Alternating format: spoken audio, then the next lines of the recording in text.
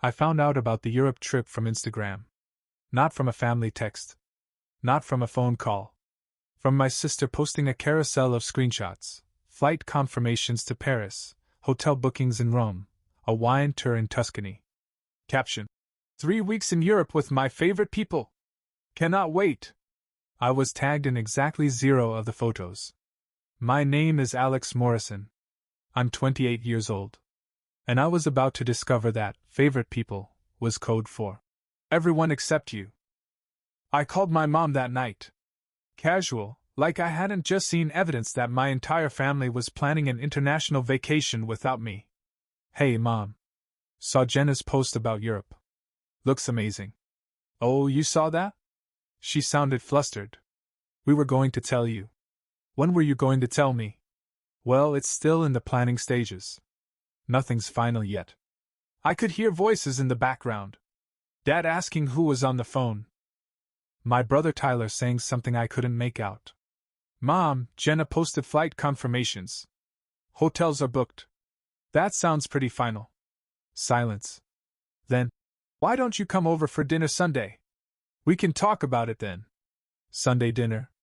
The family tradition where we all gathered, pretended everything was fine, and avoided talking about anything real until dessert. Sure. Sunday works.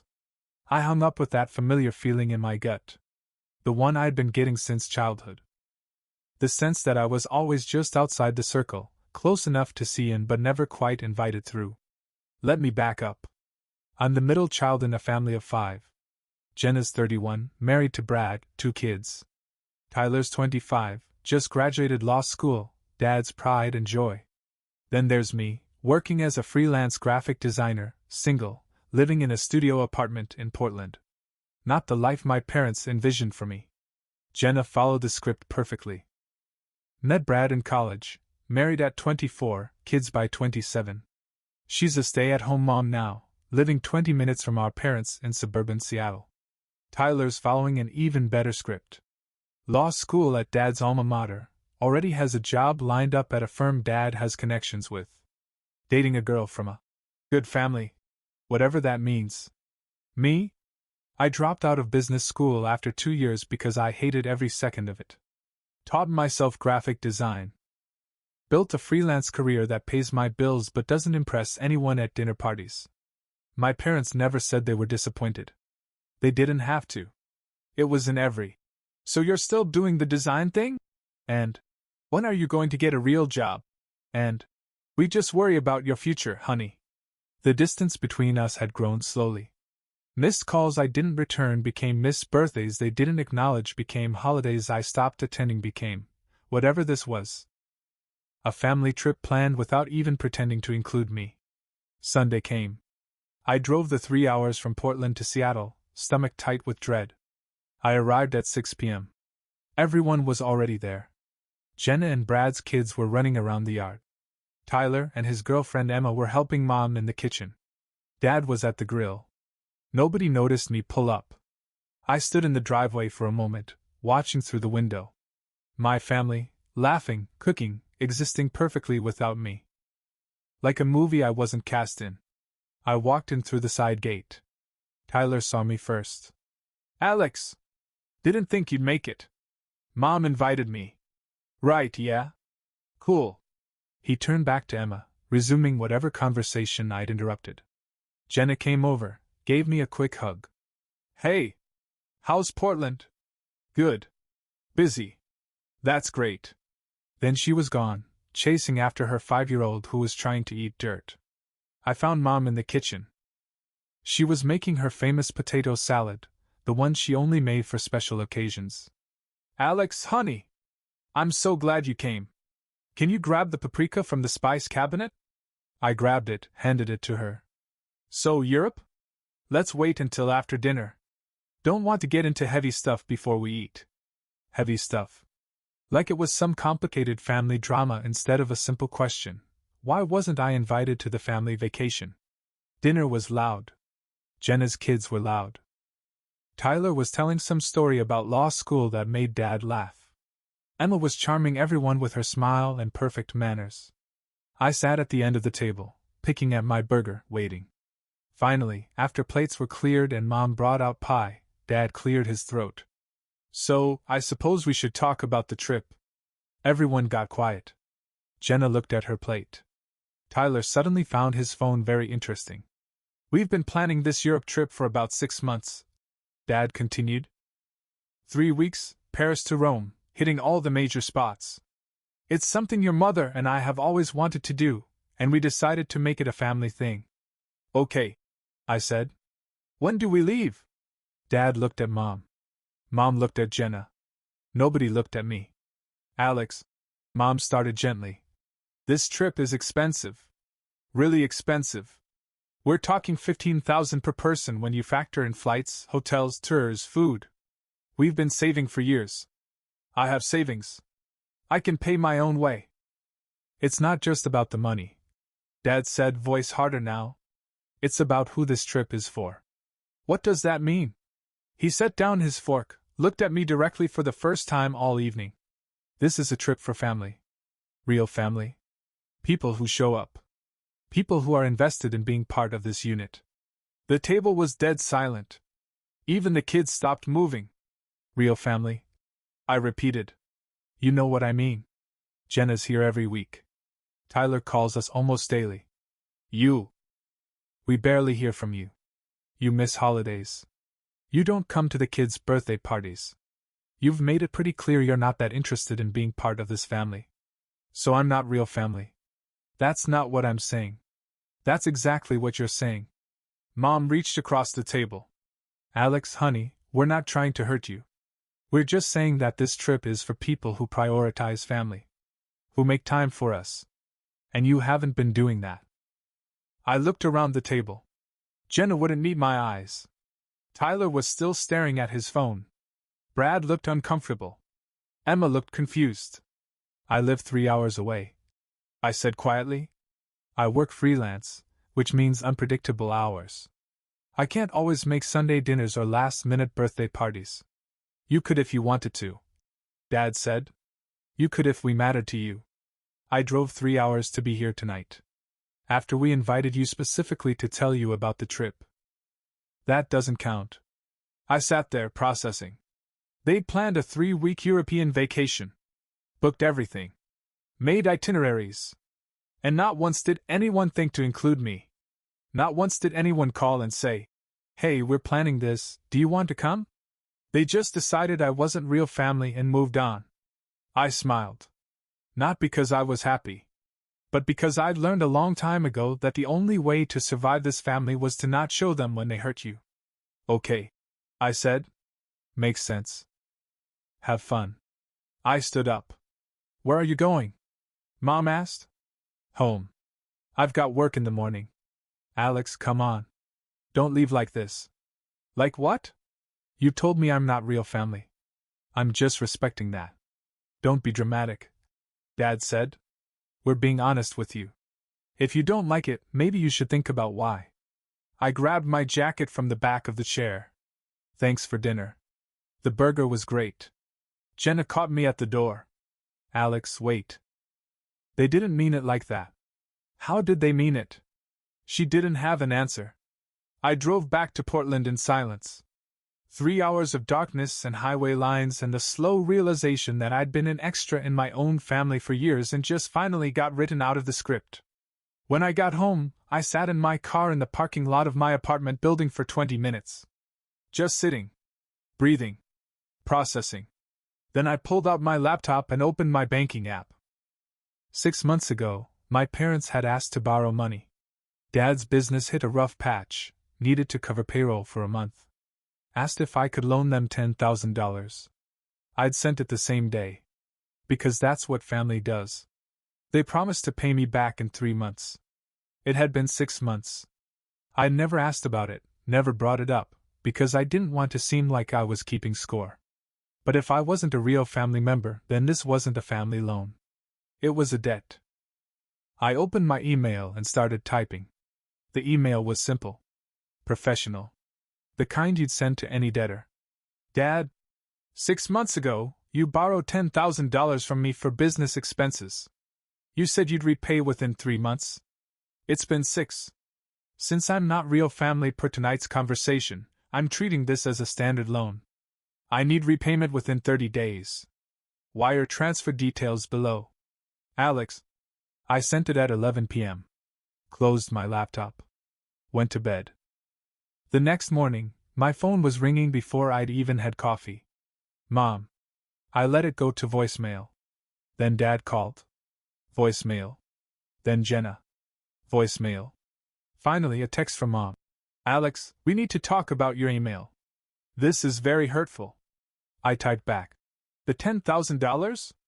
Or calling me not real family? She didn't respond. I went about my day. Had client calls, worked on designs, ordered lunch.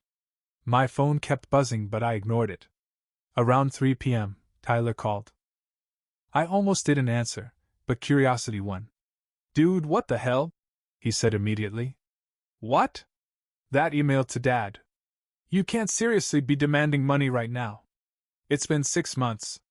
He said 3 months. It's Dad. He's family. You don't charge family like they're some random business. Right. Except I'm not real family, remember? So standard loan terms apply. You're being petty. I'm being clear. If I'm family, I'm invited on family trips. If I'm not family, I get repaid for loans. Pick one. He hung up. That evening, I got an email from Dad.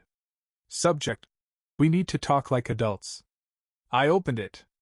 Alex, your mother and I are very disappointed in how you're handling this. We understand you're upset about the trip, but demanding repayment like this is childish and vindictive.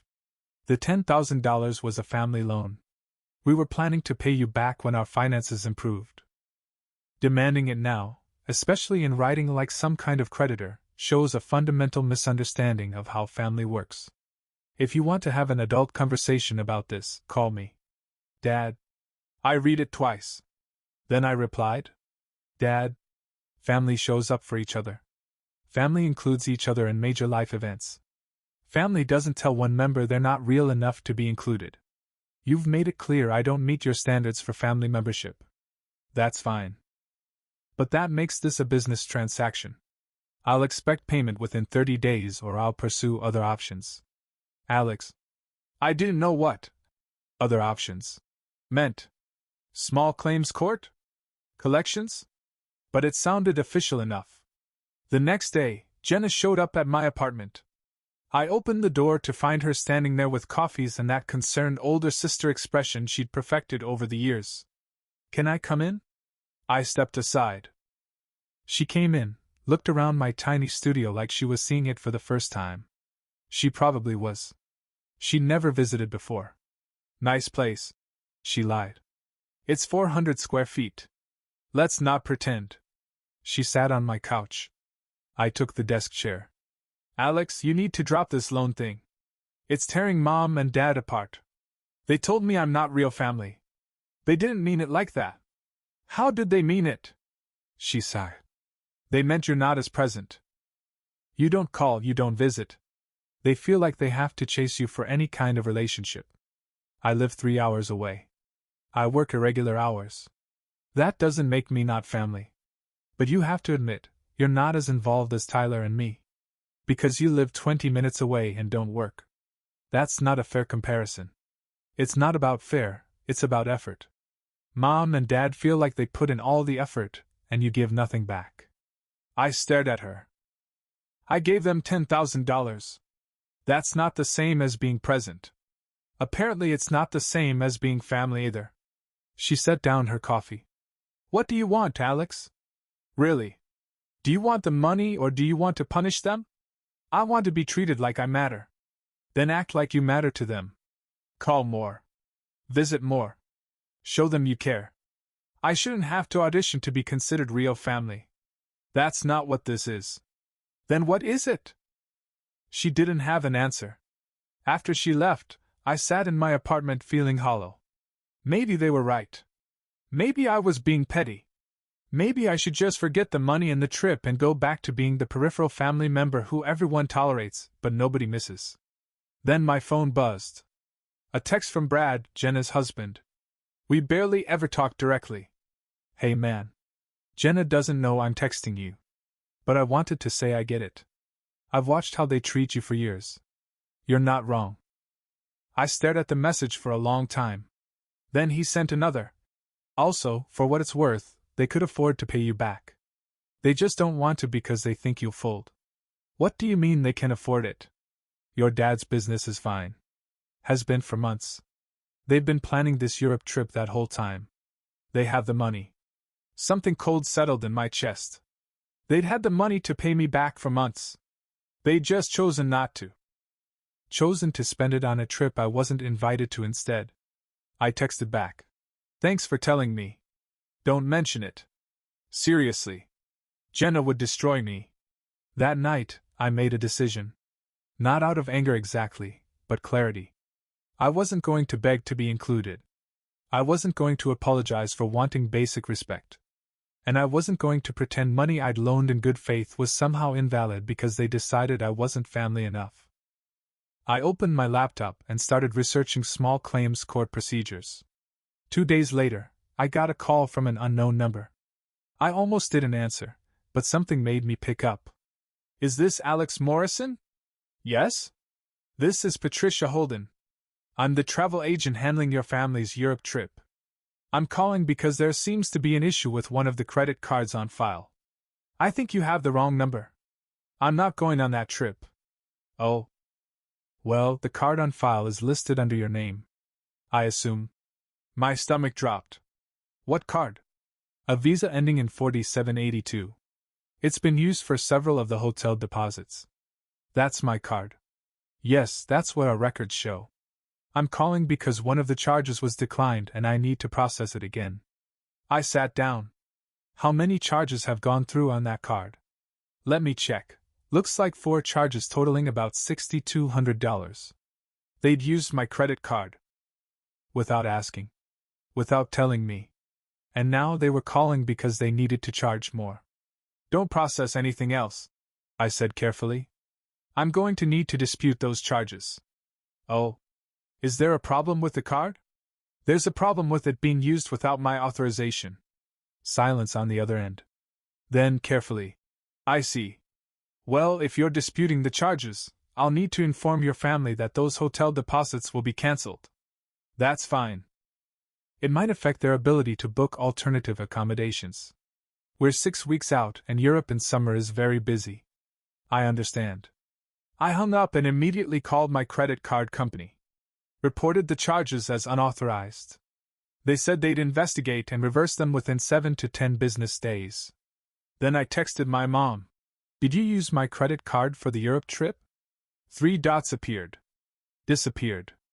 Appeared again. Finally, we were going to tell you. You used my card without asking.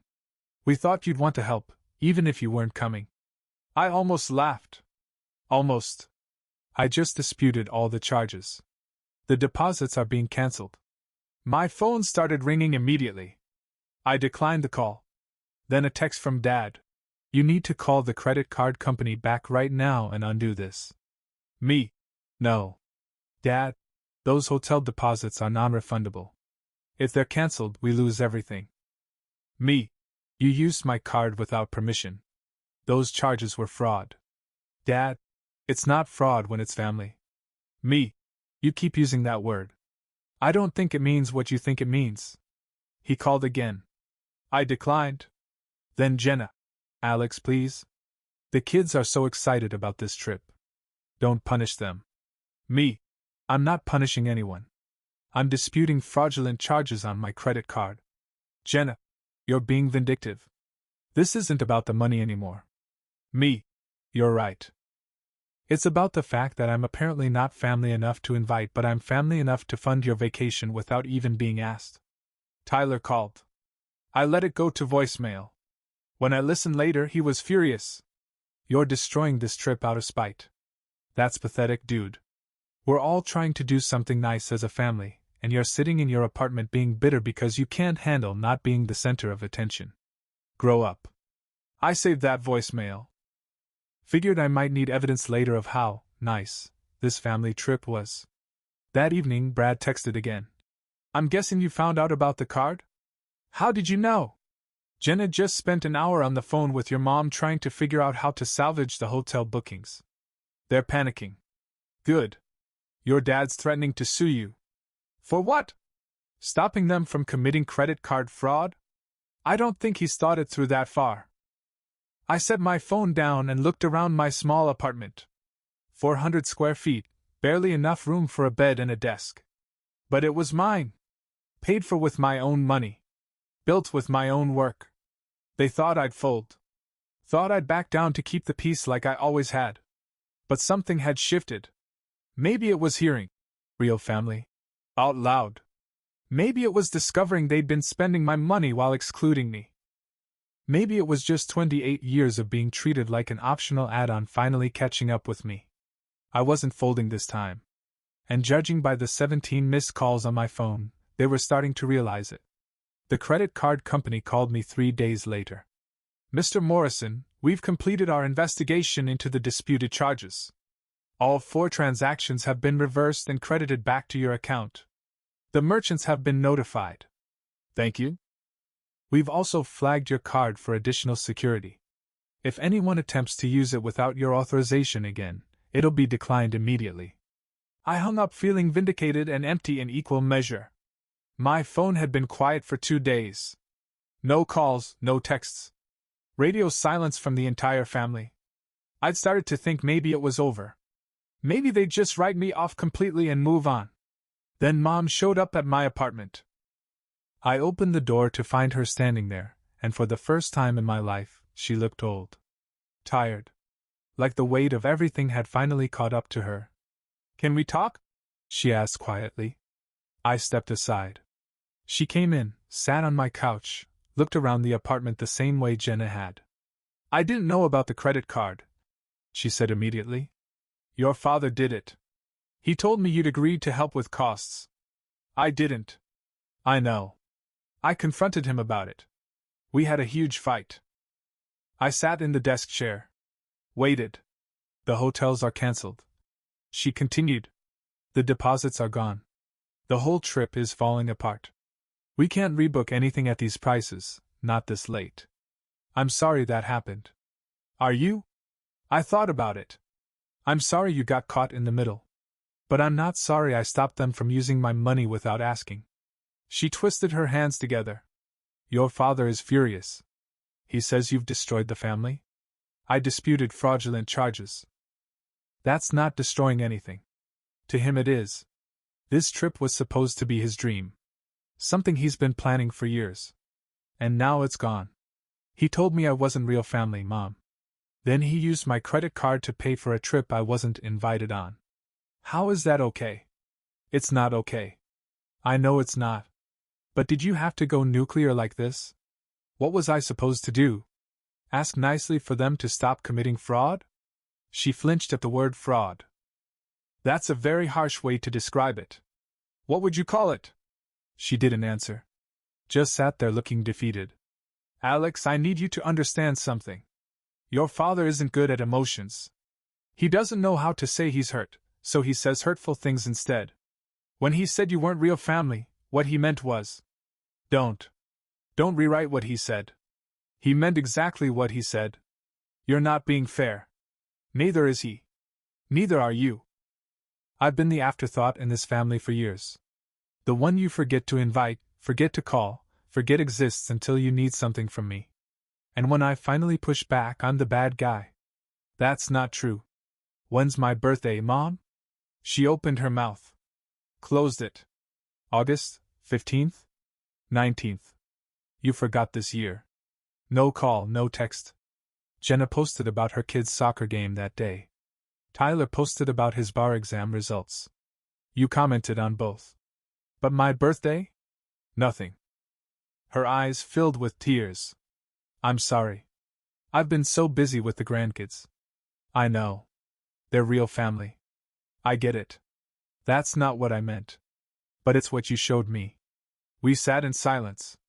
She wiped her eyes with a tissue from her purse. What do you want from us, Alex? Tell me what would fix this. I want you to see me. Actually see me. Not as the kid who moved away and disappointed you, but as a person who's trying his best with what he has. We do see you. You see a version of me that doesn't exist. The one who should have stayed in business school, should have gotten a corporate job, should have married young and given you more grandkids. That's not who I am. So we're just supposed to accept that you're never around? I'm 3 hours away, Mom. Not on another planet. You could visit me. You could call just to talk, not just when you need something. You could include me in family plans before they're finalized. We tried. You never made time. You made time for everyone else. Tyler's graduation, Jenna's kids' events, Dad's business dinners. When's the last time you asked about my work? My life? She didn't have an answer. I showed you my portfolio last Christmas. I continued. I was proud of it. I'd landed some big clients. You looked at it for 30 seconds and asked when I was going to get health insurance. I was worried about you. You were judging me. There's a difference. She stood up. I came here to fix this. To find some middle ground. But you're not interested in that, are you? You just want to be angry. I'm not angry. I'm done. Done with what? Done pretending we're close when we're not. Done making excuses for why I'm treated differently. Done hoping you'll suddenly decide I'm worth the same effort you give everyone else. So that's it. You're cutting us off? I'm stopping the one-sided effort. If you want a relationship with me, you know where I am. But I'm done chasing people who don't want to be caught. She left without another word. That night, Brad texted. Jenna told me your mom visited. You okay? Define okay. Fair. For what it's worth, you're not wrong about any of this. I've been telling Jenna for years that they treat you like crap. What does she say? That you're sensitive. That you take things too personally. That you need to try harder. Of course she does. But between you and me? I think she knows. She just doesn't want to admit her parents aren't perfect. I stared at that message for a long time. The next week was quiet. No calls, no texts, no surprise visits. I worked, paid bills, lived my life. Then I got an email from Dad. Subject: moving forward. Alex, your mother and I have discussed the situation extensively. We've decided that we need space from you to process everything that's happened.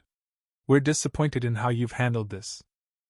Using legal measures against your own family, destroying a trip we'd planned for years, refusing to accept any responsibility for the breakdown in our relationship. When you're ready to apologize and have an adult conversation about your behavior, we'll be here. Until then, we think it's best if we don't communicate. This isn't permanent. We hope you'll come to your senses. Dad. I read it 3 times. They wanted space from me. After excluding me from their trip.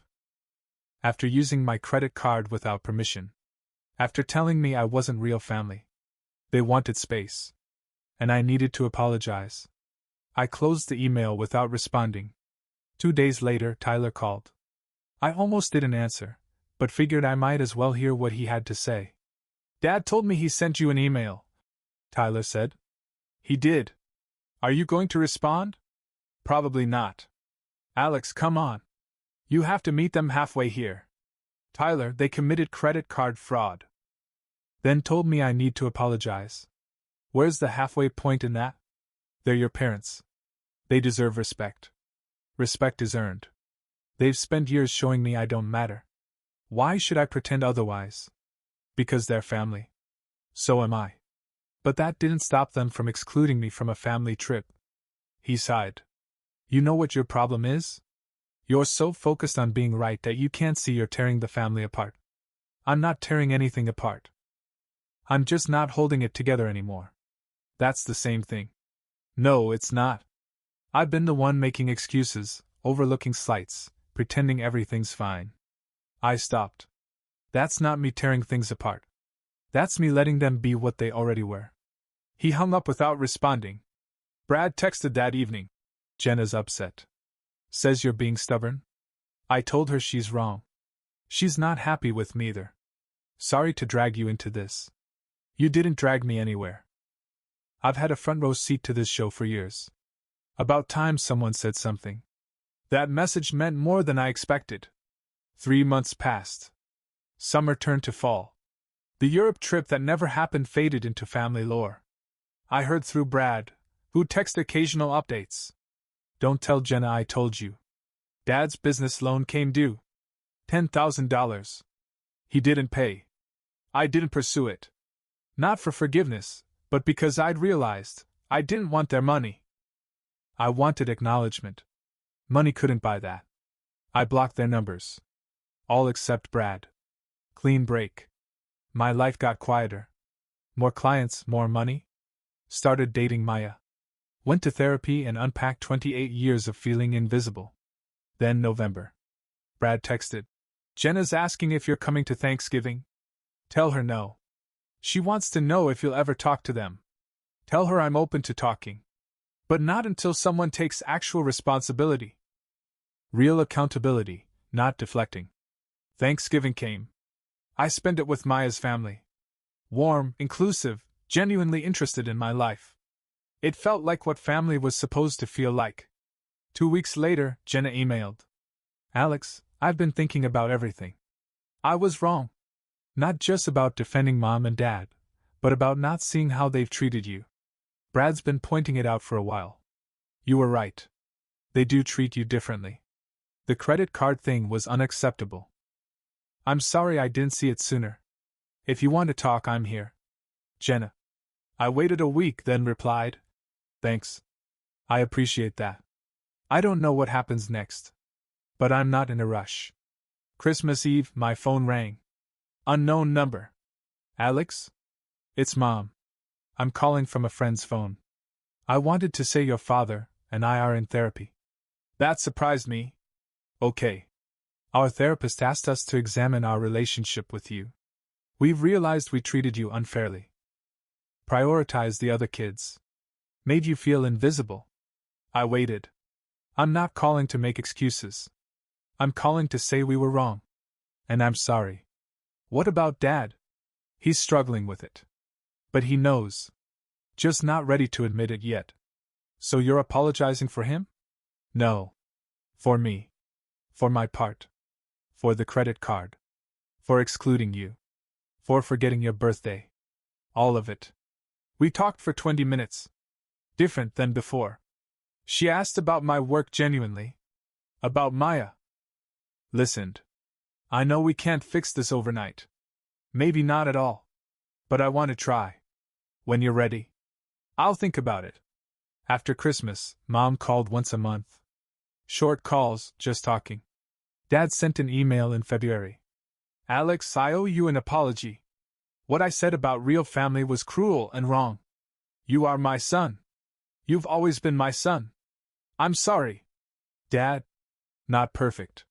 But something. I started coffee with Jenna monthly. She never pushed, just treated me like a brother. Tyler and I still didn't talk. I made peace with that. Brad continued to be the unlikely hero, the brother-in-law who saw everything and said something. By spring, new normal. Talked to Mom occasionally. Emailed Dad rarely. Had a real relationship with Jenna. Stopped feeling guilty about boundaries. Maya asked if I regretted it. No. I regret it had to happen. But not standing up for myself. The Europe trip never happened. Deposits lost. Hotels cancelled. And my family had to confront what they'd avoided, that I mattered. I never got the 10,000 back. I let it go. Not as forgiveness, but freedom. That money bought me clarity. Family isn't blood or obligation or geography. It's showing up, seeing people, treating them like they matter. My biological family was learning that. Slowly. Imperfectly. But I'd already built a new family. With Maya, with friends, with people who'd been showing up all along. And that family? That family was real.